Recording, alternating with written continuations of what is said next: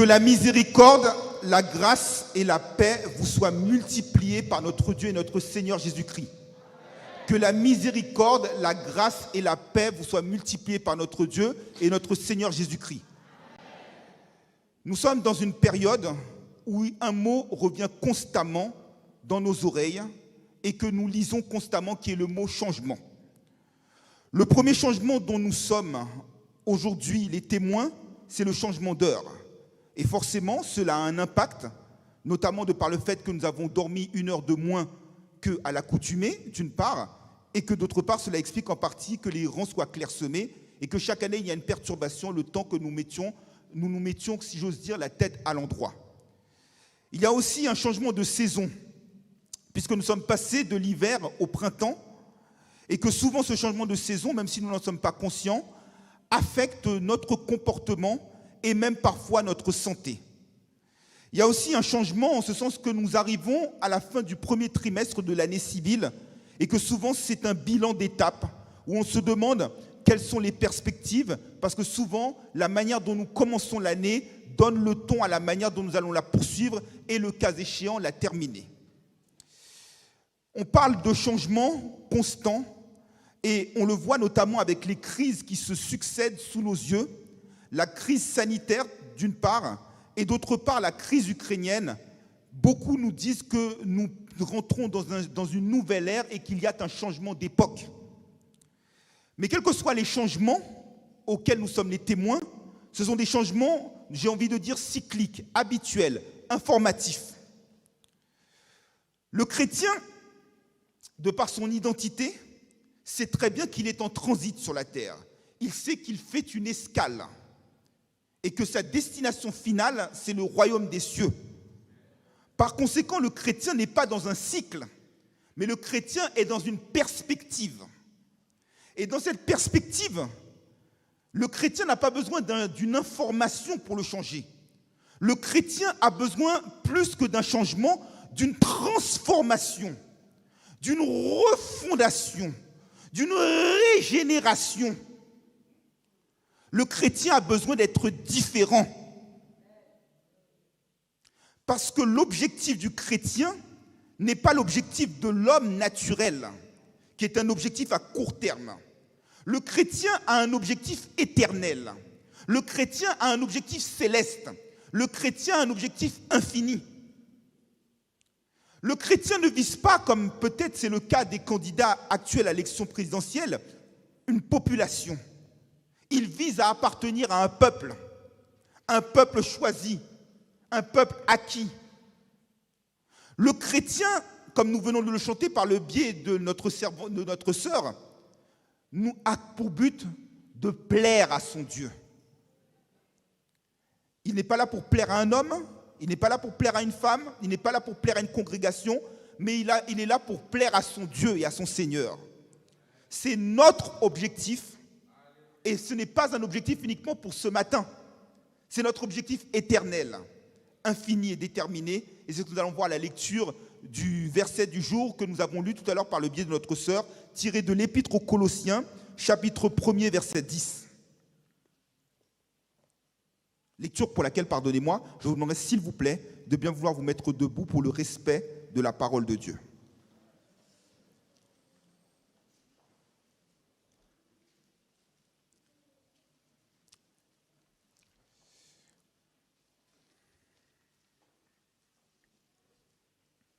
Amen l'Église. Amen l'Église. Amen. Vous êtes là. Je lis pour vous à la gloire de Dieu. Pour marcher d'une manière digne du Seigneur et lui être entièrement agréable, portant des fruits en toutes sortes de bonnes œuvres et croissant par la connaissance de Dieu. Jusqu'ici, la parole de Dieu, que le Seigneur donne bénir cette portion de l'Écriture pour édification commune de nos âmes. Je vous remercie. Vous pouvez vous asseoir. Nous allons étudier la parole du jour en 3 temps. Tout d'abord, nous allons voir le contexte dans lequel ces saintes Écritures ont été établies. Ensuite, nous allons voir les paramètres pour plaire à Dieu. Et enfin, nous allons voir quelles sont les conséquences d'une vie qui plaide à Dieu.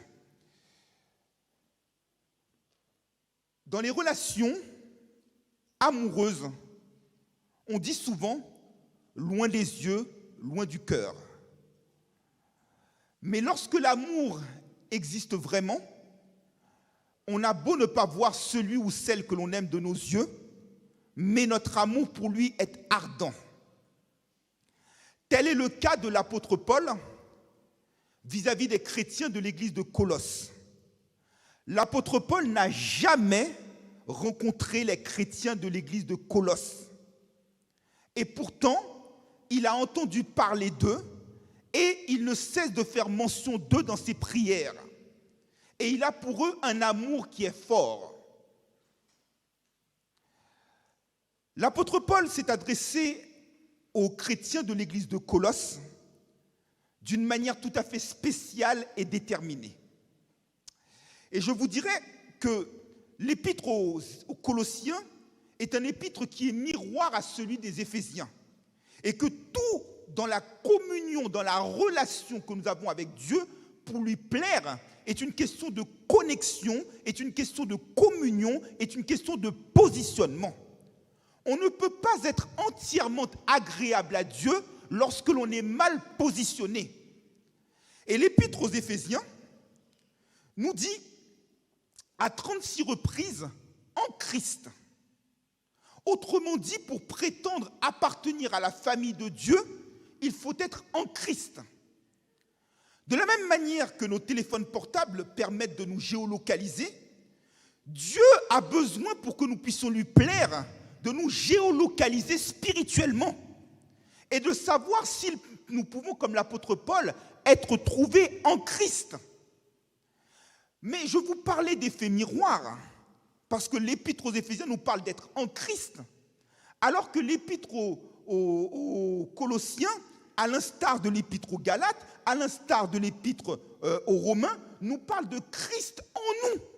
Et c'est la transformation que Christ va faire en nous, notamment en nous permettant de connaître sa volonté, et avec la sagesse et l'intelligence de connaître sa volonté, dans cette communion parfaite, de lui être agréable. C'est la présence du Christ en nous qui va nous transformer.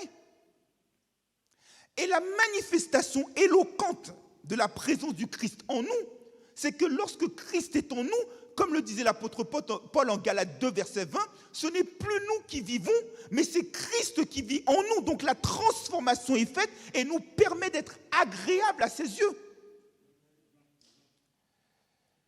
Et ce processus de transformation du Christ en nous s'opère par la parole, par le mystère de la prédication, qui ne saurait être passé par pertes et profits.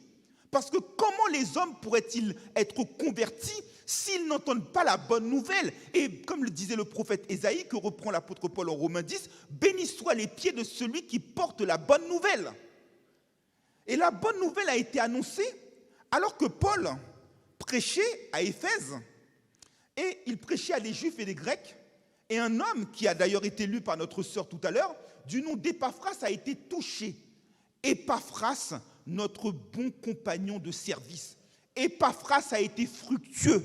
Comme nous le verrons tout à l'heure, être fructueux dans le service veut dire que tu ne peux pas être stérile. Lorsque Dieu t'envoie la parole, touche ton cœur, change ta vie, tu dois être capable aussi de chambouler les autres. Un peu, et nous rentrons dans cette saison, comme les barbecues. Lorsqu'un morceau de charbon a le feu en lui et qu'il est en contact avec un autre morceau de charbon, eh bien, le feu se propage jusqu'à permettre que l'ensuite on puisse mettre en place le barbecue. Autrement dit, tu dois avoir en toi le feu de l'esprit. Le Christ en toi, c'est un feu que tu as dévoré en toi qui te pousse à brûler les autres pour que les autres aient cette même flamme, cette même puissance, cette même onction et que l'évangile se répande. Et en l'occurrence, dans l'épître aux Colossiens, Paul va parler par son compagnon Épaphras. Et Épaphras va pouvoir lui rapporter ce que les Colossiens ont fait. Et Paul va avoir une attitude de prière pour des gens qu'il n'a jamais vus. La prière, mais je vais avoir l'occasion d'y revenir, je vais en parler brièvement maintenant, ne peut pas être égoïste. Nous ne pouvons pas uniquement prier pour les gens que nous connaissons, mais nous devons prier pour ceux que nous ne connaissons pas et qui pourtant partagent la même foi que nous parce que nous sommes membres les uns des autres. Nous devons prier notamment pour nos frères persécutés, les chrétiens d'Orient, pour ceux qui sont en Ukraine. Et même pour ceux qui ne sont pas dans la foi, parce que bien qu'étant dans le monde, comme le dit l'apôtre Pierre, ce sont quand même nos frères. Nous n'avons pas besoin de les connaître. La prière, ce n'est pas une question de réseau. Le seul réseau que nous devons avoir, c'est Jésus-Christ, c'est le Saint-Esprit et rien d'autre. Et cela démontre aussi, bien-aimés, la différence entre l'union et l'unité. L'Église ne doit pas être dans l'union. Je m'explique. L'union, c'est le fait que différentes personnes, différents composants se rassemblent malgré leurs différences. Alors que l'unité, c'est un tout indivisible, il n'y a aucune distinction. Et l'apôtre Paul le dit très clairement en Colossiens 3, verset 10, qui est le verset clé de cette épître. C'est que Christ est tout et en tous. Dans la mesure où Christ est injecté en nous, par son sang, par son esprit, il n'y a plus de distinction. L'Église ne peut pas être dans l'union, l'Église doit être dans l'unité. Il y a besoin d'unité dans l'Église, il n'y a pas besoin d'union. Les unions se font et se défont, alors que l'unité est indestructible. On en voit la preuve dans notre pays. Notre devise, c'est l'union fait la force. Mais combien de fois nous sommes-nous déchirés entre nous en plus de 200 ans d'histoire? L'Église doit passer à un cap d'unité et non pas d'union. Et l'Église aussi doit veiller à être différente du monde. L'église de Colosse, comme l'indique son nom, est dans la ville de Colosse. La ville de Colosse était au nord-est d'Éphèse, sur le mont Acnus, à côté d'une montagne. Et en 61 après Jésus-Christ, il y a eu un tremblement de terre qui a ébranlé la ville. Et l'apôtre Paul, inspiré par l'Esprit, va parler aux Colossiens du fait d'avoir une fondation. Colossiens 1, verset 23, Colossiens 2, verset 7. Aujourd'hui, beaucoup de chrétiens sont ballottés, beaucoup de chrétiens voient Satan les secouer parce que leur fondation n'est pas bonne. Beaucoup de chrétiens sont ébranlés parce que leur base n'est pas bonne. Une bonne maison, c'est la fondation qui permet à la maison de tenir. Et la maison doit même avoir des fondations dans son sous-sol. Sous-entendu, vous devez avoir des racines spirituelles. Vous devez avoir un bunker spirituel. Vous voyez, en Ukraine, les hommes et les femmes se réfugient dans les métros pour échapper aux tapis de bombes russes. Nous avons besoin d'avoir un sous-sol spirituel pour tenir bon dans le jour mauvais. Et les chrétiens de l'église de Colosse, Paul va les encourager à avoir cette fondation. Pourquoi ? Parce que s'il est vrai qu'il n'y a pas de tremblement de terre spirituel, il y a des chamboulements spirituels. Puisqu'il y a des fausses doctrines, il y avait plusieurs types de doctrines. Il y avait les judaïsants, notamment. Il y avait ceux le platonisme, ceux qui parlaient du culte mystérieux des anges pour troubler la foi. Et comme cela existait de tout temps dans l'Église, ô Galates dépourvus de sens, qui vous a fasciné, qui vous a séduit? Galates 3, verset 1, Philippiens 3, verset 2 qui vous dit « Gardez-vous des chiens, des faux circoncis ». Il y a des faux prophètes et ta fondation doit être bonne. Tu dois te garder d'être la proie de toute philosophie. De nos jours, on entend parler de coach de vie, de thérapeutes qui vont te guider.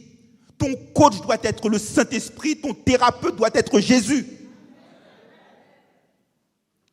Ta fondation doit être bonne. Et le peuple, nous n'avons pas besoin d'être troublés, d'être emportés par tout vent de doctrine.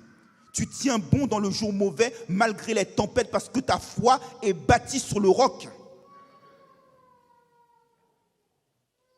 Et Paul va encourager les Colossiens à malgré tout rester fermes. Et il va leur donner aussi une leçon de vie spirituelle. Parce qu'au moment où l'apôtre Paul rédige ces lignes, il est en prison à Rome. Et c'est ce qu'on appelle d'ailleurs les épîtres de la captivité avec Philémon et Éphésiens. Il ne sait pas ce qu'il va advenir de lui-même. Et pourtant, Paul fait peu de cas de lui-même. Là encore, la nécessité que nos prières ne soient pas égoïstes. Je parle pour moi, je dirais, pardonnez-moi l'expression, je prêche pour ma paroisse. Lorsque je prie pour moi en dernier lieu. Je dois passer au tout dernier plan. Et Paul, en priant, va en fin de compte appliquer dans son comportement avec les Colossiens les gestes barrières spirituelles dont nous avons besoin. Exposé en 1 Thessaloniciens 5, versets 16 à 18. Soyez toujours joyeux, quoi qu'il advienne, quoi qu'il en coûte dans les bons comme dans les mauvais jours, soyez toujours joyeux. Deuxième geste barrière, 1 Thessaloniciens 5, verset 17, priez sans cesse. Troisième geste barrière, rendez grâce en toutes choses car c'est la volonté de Dieu en Jésus-Christ. Paul est dans la joie parce que Christ est dans sa vie. Premier point. Deuxième geste barrière, priez sans cesse. Il n'y a pas de couvre-feu. Paul dit aux Colossiens, bien que nous ne les ayons jamais vus, qu'il ne cesse, regardez le verset qui précède le verset du jour, au verset 9, nous dit, il ne cesse de faire mention d'eux dans ses prières.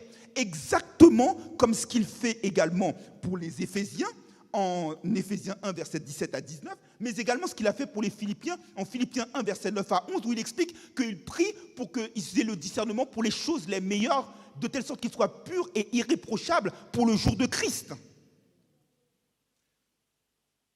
Ta prière, en l'occurrence, Paul, dans cette prière, ne fait pas une prière matérielle. Nous avons besoin de faire maintenant une dimension de prière spirituelle. Parce que tu n'es pas connecté avec le matériel. Ton réseau, c'est le Saint-Esprit. Tu as une ligne cryptée, donc tu dois chercher les choses spirituelles. Quand Salomon a prié pour la sagesse d'en haut. Et sa vie a été fructueuse, pleine de bons fruits. Quand Jésus nous demande comment prier, nous devons d'abord chercher les choses d'en haut. Notre Père qui es aux cieux, que ton nom soit sanctifié. Que ton règne vienne. Recherchez premièrement le royaume des cieux. Paul ne prie pas pour que les Colossiens aient de l'argent, pour qu'ils soient guéris. Il prie pour qu'ils aient la connaissance de la volonté de Dieu en toute sagesse et en toute intelligence. Tu dois prier parce que la prière est la contribution à l'édification. Au-delà du bien matériel, tu dois prier pour l'édification spirituelle de ton prochain. Que ton prochain devienne une pierre vivante comme toi-même tu l'es. Cimenté à la pierre angulaire. Paul fait cette prière, il prie par l'Esprit.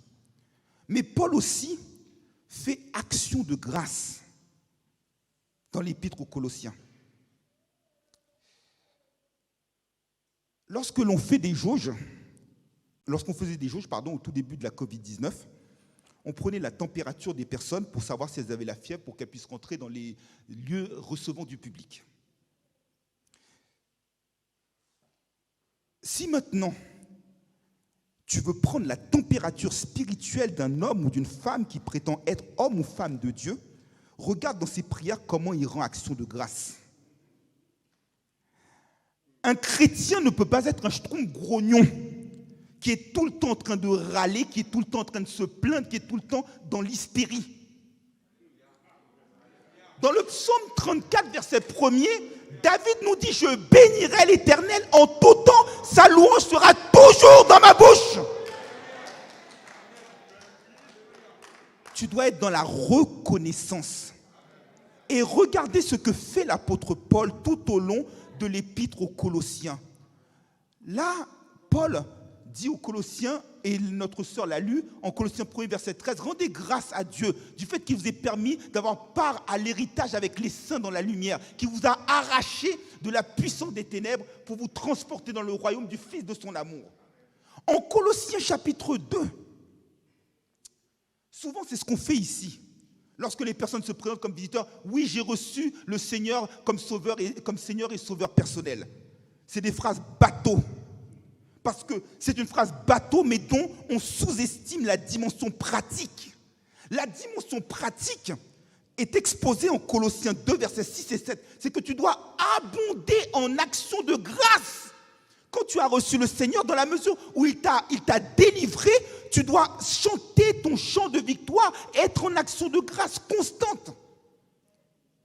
Et marcher selon lui, mais j'aurai l'occasion d'y revenir d'ici 2 à 3 minutes. Température spirituelle. Température spirituelle. Colossiens 3, verset 16, nous dit que la parole du Christ habite parmi vous dans toute sa richesse. Instruisez-vous par les psaumes, par les cantiques sous l'inspiration de la grâce.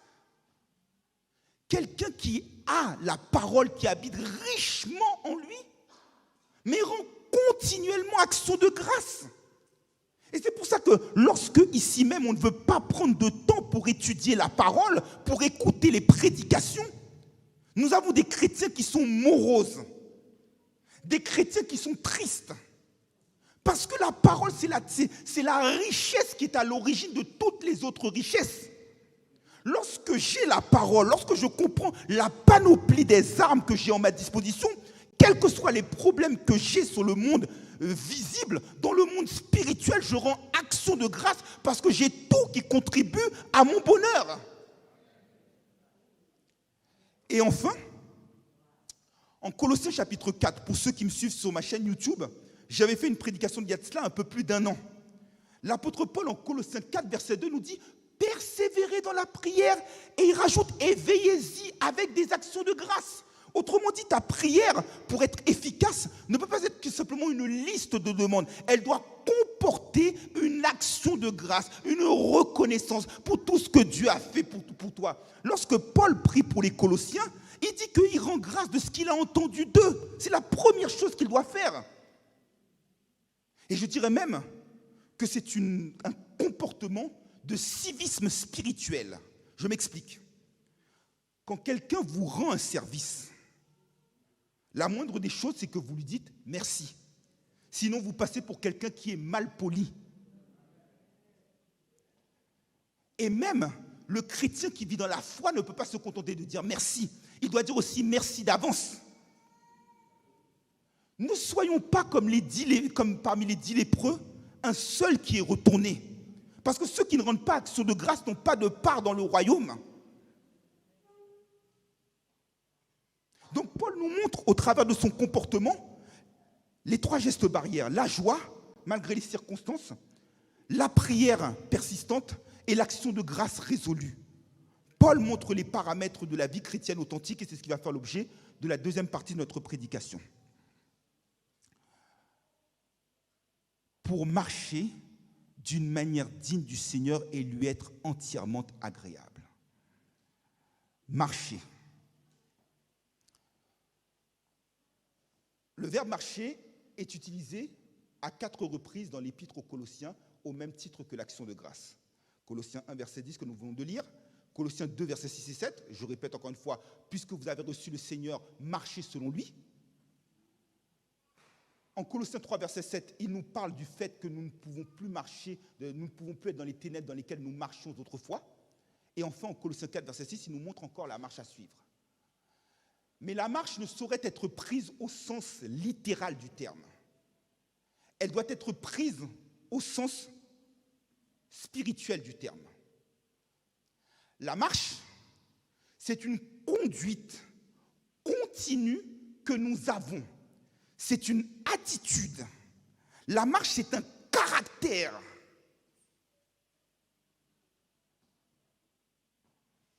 Selon le type de marche ou de démarche que tu adoptes, on peut déterminer quel est ton caractère. La marche que tu as. Tu vois, dans le psaume 1er, l'homme heureux, qu'est-ce qu'il fait? Il ne marche pas selon le conseil des méchants. Et je dirais même plus, mes frères. Le prince des prédicateurs du 19e siècle, le pasteur Charles Spurgeon, a dit « Il vaut mieux être chrétien sans le dire que le dire sans l'être. » Je répète, il vaut mieux être chrétien sans le dire que le dire sans l'être. Autrement dit, tu prétends être chrétien, tu prétends que c'est ton identité. Regardez bien. Vous voulez par exemple faire un crédit à la consommation. Vous allez voir l'organisme de crédit. Il va vous dire, madame ou monsieur, quel est votre nom? Donnez-moi vos justificatifs d'identité. Carte de séjour, ou carte nationale d'identité, ou passeport. Quittance de loyer, facture EDF, avis d'imposition.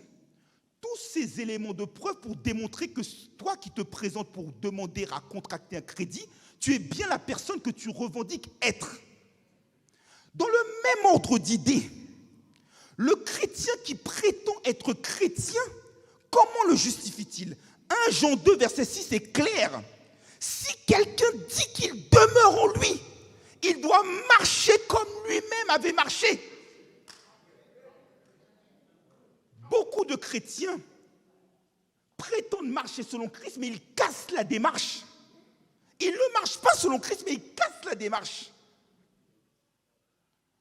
Comment tu marches comme lui, il avait marché? Lui, nous dit Jean 4, verset 34, sa nourriture, c'est de faire la volonté de celui qui l'a envoyé et d'accomplir son œuvre. Marcher, c'est à l'image de Enoch. Pardonnez-moi, je vais vous citer pas mal de versets, mais c'est pour que vous puissiez bien comprendre. Enoch, en Genèse 5, verset 24, marchait avec Dieu. Il marchait d'une manière digne. Tu prends l'homme heureux du psaume 1er, il ne marche pas selon le conseil des méchants. Dans la Nouvelle Alliance, Galates 5, verset 16, nous dit que nous devons marcher selon l'esprit pour ne pas accomplir les désirs de la chair. La marche digne, frère Rosemont, c'est marcher par la foi et non par la vue. Souvent, nos sens physiques nous trompent. Alors que dans le monde invisible, dans le monde spirituel, tout est préparé d'avance pour nous. La marche, c'est par la foi et non par la vue. C'est marcher, tu vois, le chrétien qui marche, il marche dans le contentement. 1 Corinthiens 7, verset 16. Le chrétien grognon, comme je le disais en présentant le contexte, n'adopte pas une marche digne. Est aussi une question d'intégrité. Romains 13, verset 13 nous dit que nous marchons en toute honnêteté. Le chrétien est censé marcher tête haute, main propre.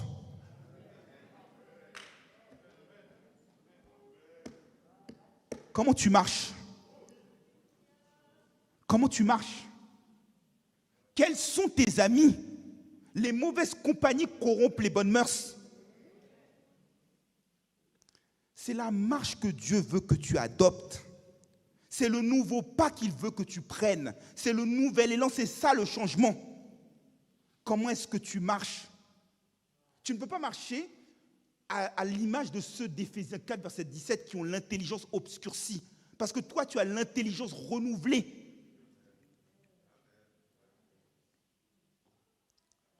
Marcher de manière digne. Digne. Cet adjectif est extrêmement important et je vais vous dire pourquoi. L'adjectif digne vient du grec axios. Axios, pasteur Kastner, c'est l'idée d'une balance. Quand tu mets un objet sur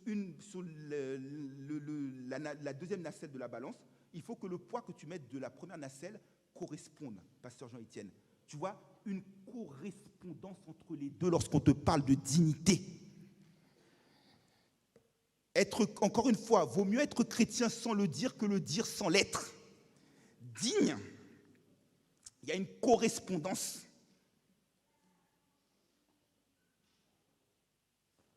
C'est exactement, pour prendre la métaphore, ce que Didier Deschamps, le sélectionneur de l'équipe de France, demande aux joueurs. Lorsqu'ils portent le maillot de l'équipe de France, ils doivent savoir que par rapport à ce maillot-là, ils doivent avoir un comportement exemplaire. Et si vous en voulez la preuve, sans vouloir leur jeter la pierre, puisque nous ne sommes pas là pour juger, Kurt Zouma a pris ses chats et les a maltraités quelles que soient ses performances avec West Ham, il ne peut plus être appelé en équipe de France parce que son comportement ne correspond pas aux valeurs qu'inculque le maillot de l'équipe de France. Idem pour Benjamin Mendy. Viol en Syrie, pour lesquels il est accusé, mais dont il bénéficie toujours de la présomption d'innocence. Ce n'est pas un comportement qui correspond aux valeurs du maillot de l'équipe de France. Nous sommes censés revêtir le Christ, le vêtement du salut. Par conséquent, notre comportement doit être à l'image du vêtement que nous sommes censés porter. Notre vêtement ne peut pas être un vêtement souillé. J'avais prêché sur ça ici il y a 11 ans. C'est un vêtement blanc au sens de la pureté. Et tout au long de ses épîtres, l'apôtre Paul nous parle d'être digne. Et la dignité, elle est claire, correspondance. Je ne veux pas être correspondance. Regardez Lévitique 11, verset 44. L'Éternel dit, soyez saints car je suis saint. Il doit y avoir une correspondance entre le Dieu auquel tu prétends appartenir, dans lequel tu prétends être le peuple choisi, et ton attitude. La dignité s'exprime en plusieurs manières.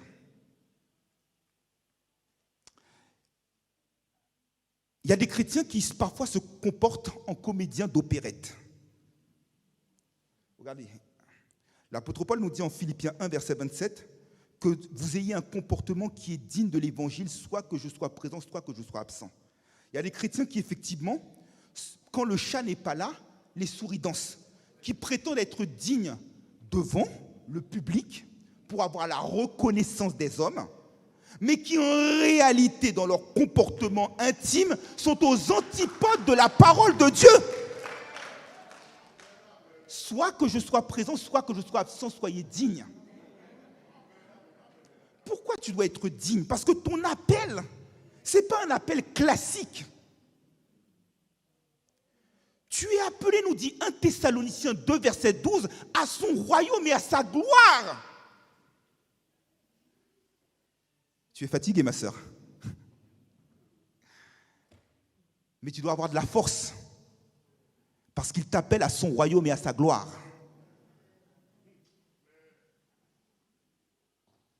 Être digne. Être digne.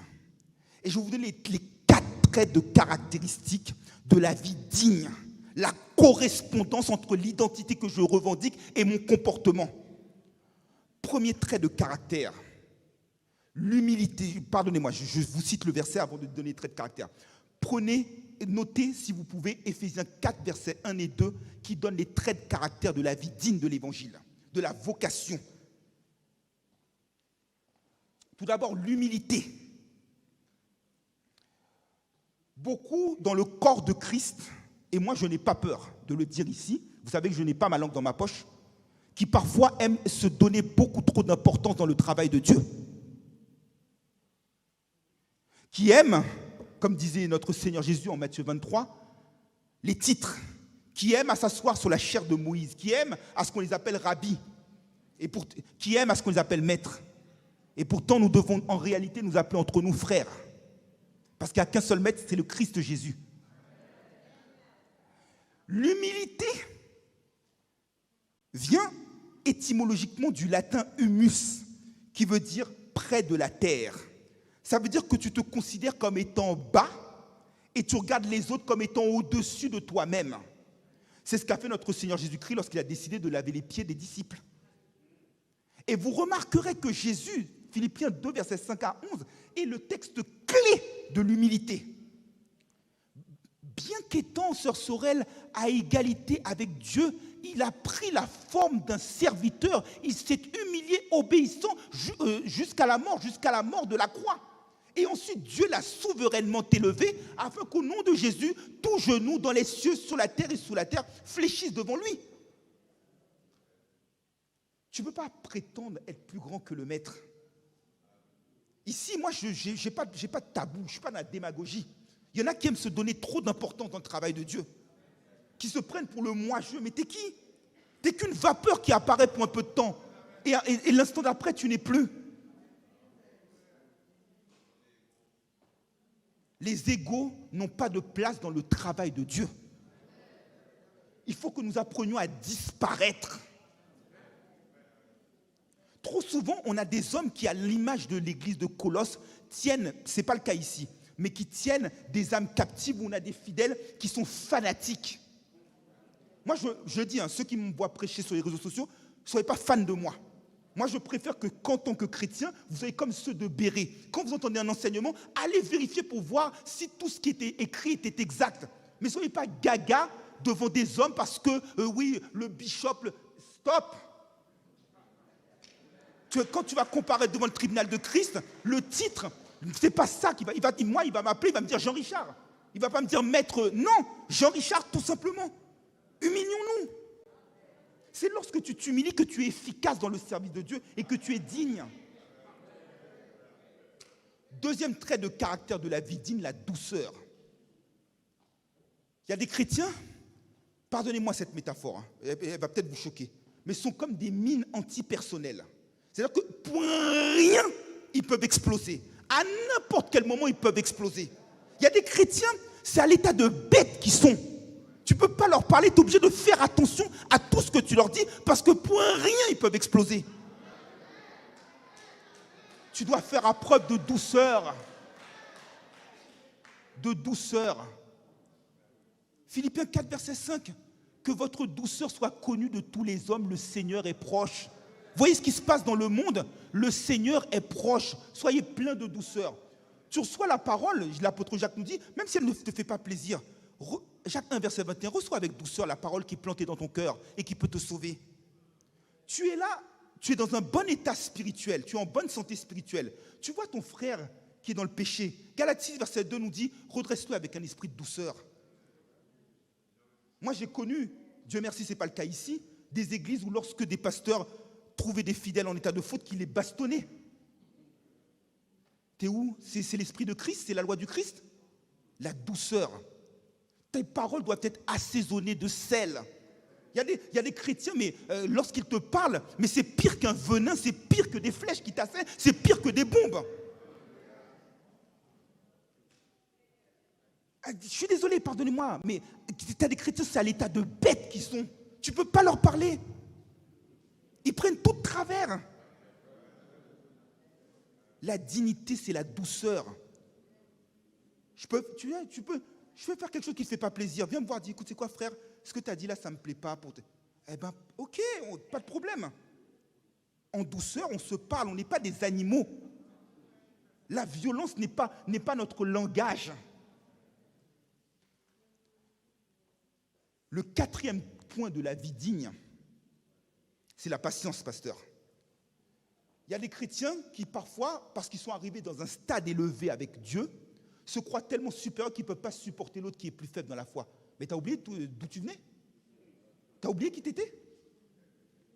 Regarde, Dieu lui-même, qui pourtant est tout-puissant, 2 Pierre 3, verset 9, nous dit qu'il use de patience envers tous, ne voulant qu'aucun homme ne périsse, mais que tous soient sauvés et parviennent à la repentance.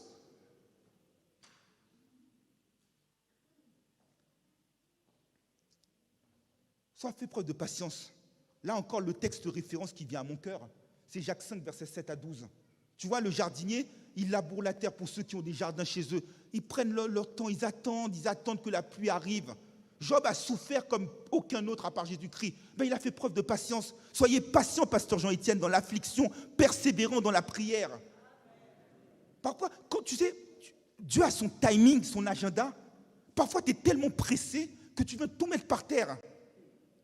Celui qui précipite ses pas, nous dit des proverbes, ne manque pas de péché. Prenons l'exemple d'Abraham. Dieu lui avait promis une destinée, une descendance. Mais Abraham a voulu forcer la main de Dieu, a voulu se précipiter. Il a été amené à concevoir un enfant avec Agar, qui aujourd'hui explique la disparité entre juifs et musulmans. Tu vois comment où est-ce que l'impatience peut te conduire? Parfois, tu sais, je vais te dire un truc. Moi, c'est l'expérience personnelle que j'ai faite avec Dieu. Dieu, il a 3 types de réponses à tes prières. Il y a des prières pour lesquelles il va te dire non, catégorique. Il y a des prières pour lesquelles il va te dire oui, certifié. Il y a des prières où il va te dire oui, mais attends un peu. Parce que Dieu sent que tu n'es pas encore mûr pour gérer la bénédiction. Ce n'est pas le fait de recevoir la bénédiction seulement, c'est la gérer. Et dans ton impatience, tu n'arrives pas à gérer la bénédiction. Et tu te retrouves avec, en fin de compte, une pierre d'achoppement. Ce qui devait être pour toi un mets succulent devient une pierre d'achoppement. Et en point d'orgue de tous ces éléments-là, de la vie digne, nous supportons les uns les autres dans l'amour. Pour reprendre le thème, pasteur, de la convention d'il y a quelques semaines. C'est l'amour. L'amour permet d'être humble. L'amour permet d'être doux. L'amour permet d'être patient. C'est tout ça, c'est l'amour. Et l'amour, ce n'est pas un amour en parole. C'est un amour en action. C'est ça l'action sociale.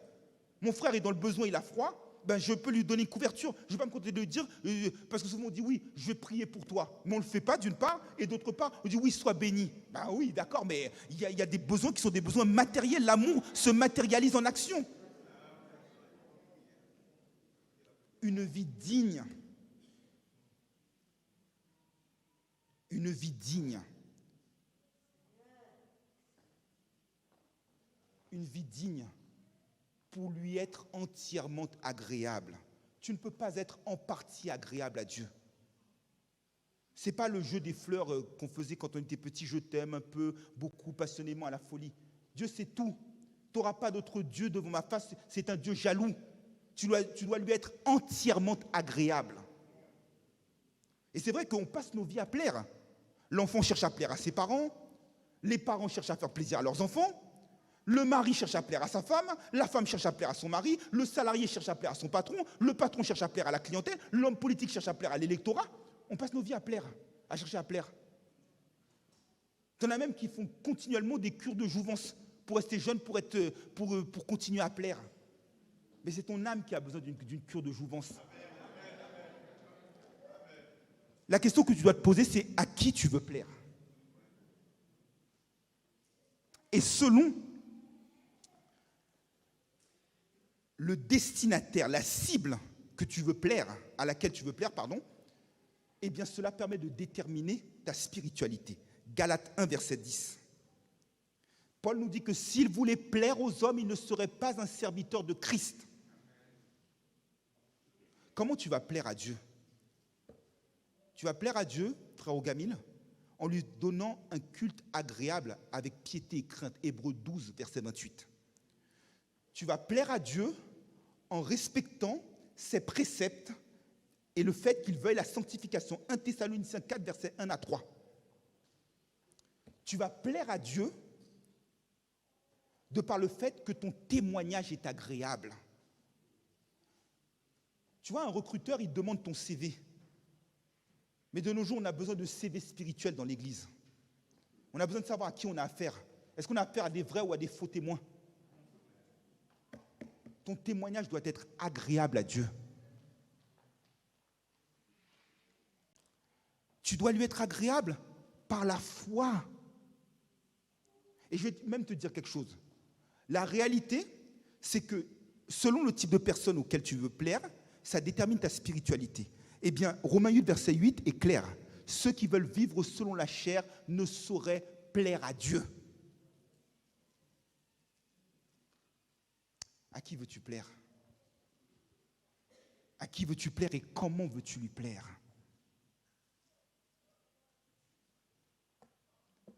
Veillons à être agréables à Dieu. Et je dirais même qu'en réalité, la boussole de notre vie spirituelle, elle est résumée en un seul verset. Éphésiens 5, verset 10. Examinez ce qui est agréable au Seigneur. C'est-à-dire qu'en gros, ta vie, tu dois être capable de faire ton auto-évaluation, ton autocritique, ton auto-test. Et voir si ce que tu fais est conforme ou non à la parole, est agréable au Seigneur. C'est ce que nous dit l'apôtre Paul. Hein. Soit que vous mangiez, soit que vous buviez, quoi que vous fassiez, faites tout pour la gloire de Dieu. La louange, ce n'est pas dans la bouche. La louange, c'est dans ta conduite.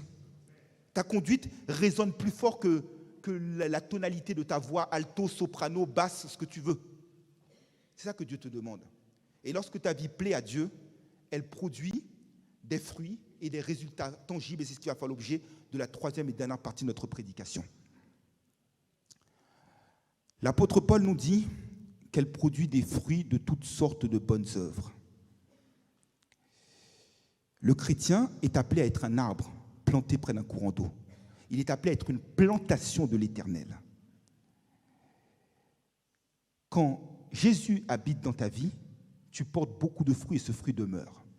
Et je dirais que ce que Jésus est venu faire ce que Jésus a dit en Jean 15, verset 8, c'est en fin de compte un rétablissement de ce que l'Éternel avait donné comme mandat à l'homme en Genèse 1, verset 28, lorsqu'il lui disait « Soyez féconds, croissez, remplissez, multipliez la terre ». Ça veut dire quoi? Beaucoup prennent ça au sens biologique du terme, faire des enfants. Non, ça c'était le sens littéral du terme. Mais au sens spirituel, c'est que ta vie doit porter du fruit. Combien d'âmes as-tu ramené au Seigneur? Est-ce qu'il y a des prémices, comme c'est le cas en 1 Corinthiens 16, verset 15?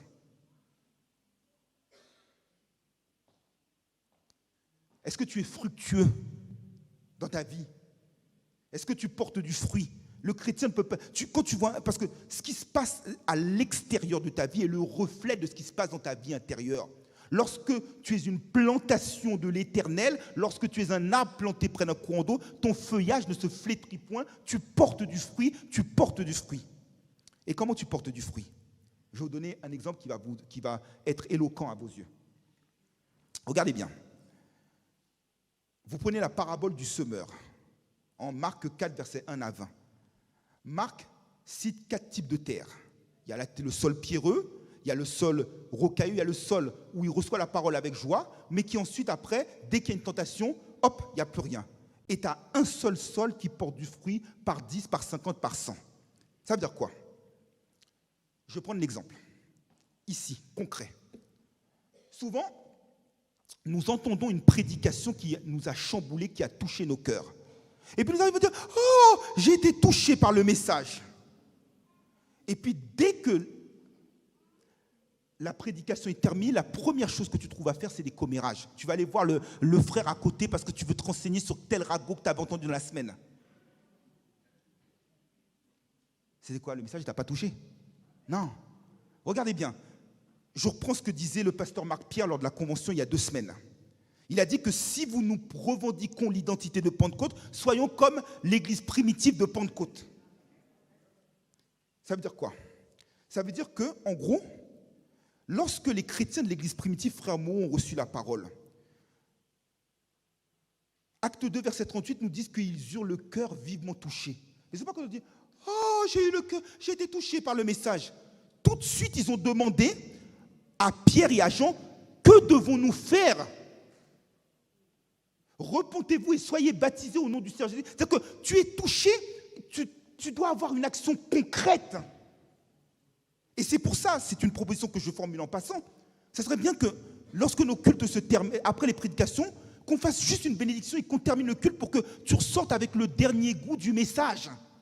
Et non pas que tu rebalances, taper des mains, parce qu'après tu as oublié, tu replonges dans le et tu oublies le message. Et donc, forcément, quand tu sors, tu vas avoir l'idée d'être dans une ambiance de ragot. Le fruit que tu dois porter, c'est le fruit de l'esprit. Galates 5, versets 22 et 23. C'est lorsqu'il nous parle là, en l'occurrence, je reviens sur le texte du jour, de fruits de bonnes œuvres. C'est-à-dire que de par ton comportement, eh bien, qu'est-ce qui se passe? Les hommes voient tes œuvres et par tes œuvres, nous dit Matthieu 5, verset 16 ou encore 1 Pierre 2, verset 12, ils glorifient le Père, ton Père qui est dans les cieux. Mais c'est les autres fruits, je le dis très rapidement, c'est quoi? C'est fruits de lumière, mon frère Moreau. Éphésiens 5, verset 8, fruits de sainteté, Romains 6, verset 22. C'est, frère Rosemont, Hébreux 13, verset 15, le fruit de la louange. Lorsque tu as une conduite qui est digne, ta louange est plus appropriée.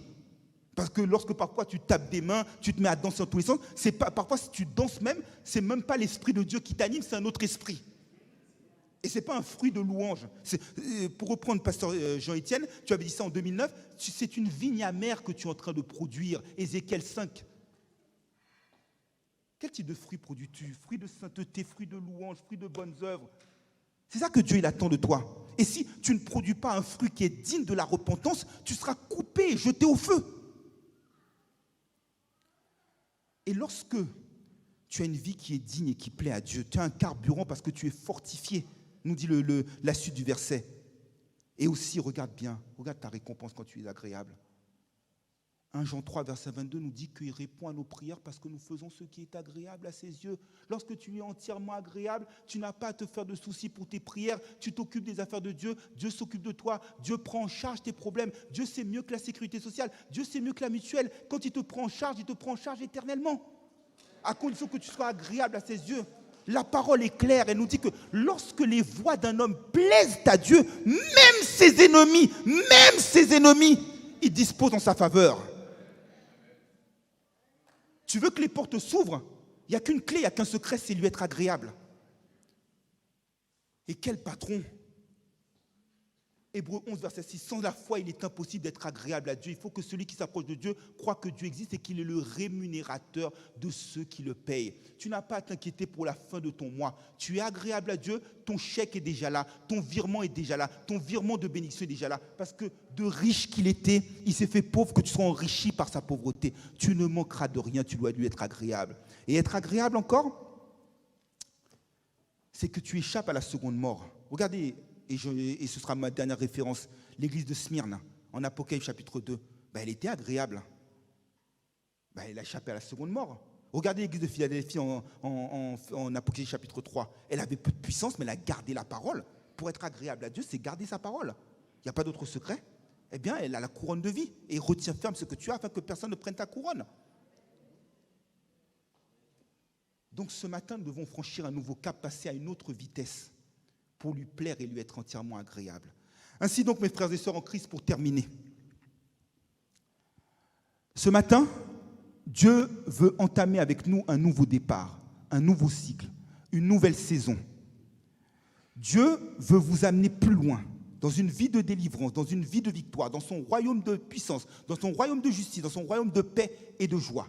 Mais il vous appelle à être en conformité, à être en règle avec lui et à suivre l'exemple de l'apôtre Paul qui disait en 2 Corinthiens 5, verset 9 que nous nous efforçons de lui être agréable, soit que nous soyons dans ce corps, soit que nous le quittions. Que Dieu vous bénisse et vous fortifie. Amen.